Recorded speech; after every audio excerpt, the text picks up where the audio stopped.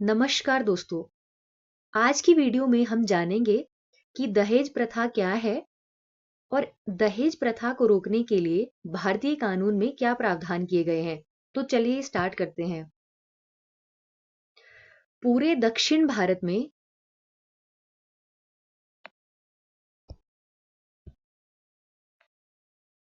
अगर हम बात करें दहेज प्रथा की, पूरे दक्षिण एशिया में दहेज को लेने और देने की जो परंपरा है वो बहुत पहले से चली आ रही है, जिसमें दुल्हन का जो परिवार है वो दूल्हे के परिवार को पैसा, कपड़े, गहने और दूसरे उपहार देता है।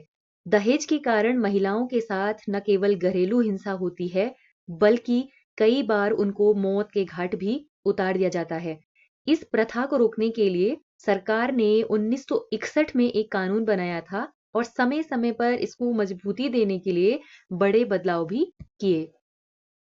अब जानते हैं दहेज निषेध अधिनियम 1961 को। इस अधिनियम की धारा 3 में दहेज को परिभाषित किया गया है। इस अधिनियम के अनुसार अगर कोई व्यक्ति दहेज लेता है या देता है, लेने या देने के लिए किसी को उकसाता है, तो उसे कम से कम 5 वर्ष का कारावास और 15,000 रुपए तक का जुर्माना लगाया जा सकता है।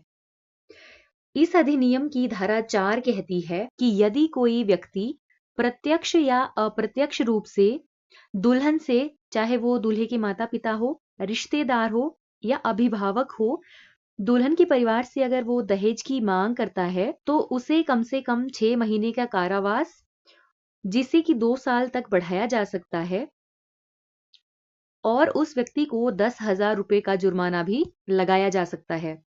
इसी अधिनियम की धारा 4 के अनुसार अगर कोई व्यक्ति दहेज से संबंधित विज्ञापन किसी समाचार पत्र, पत्रिका में छपवाता है, तो उस व्यक्ति को कम से कम 6 महीने का कारावास, जिसको कि 5 वर्ष तक बढ़ाया जा सकता है, और 15,000 रुपए तक का जुर्माना लगाया जा सकता है।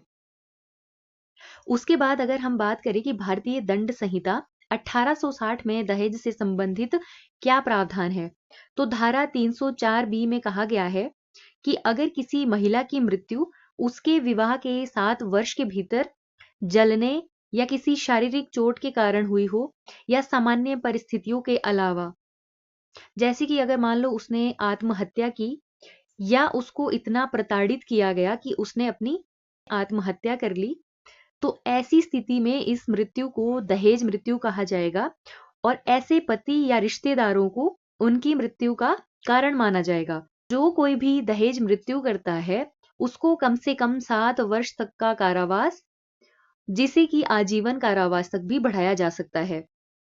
आईपीसी की धारा 498 ए कहती है कि अगर किसी महिला को उसके पति के द्वारा या पति के रिश्तेदारों के द्वारा दहेज के लिए महिला के साथ क्रूरता की जाती है, तो उनको 3 वर्ष तक का कारावास और जुर्माना भी लगाया जा सकता है। तो आज की वीडियो में बस इतना ही। वीडियो देखने के लिए आपका बहुत बहुत धन्यवाद।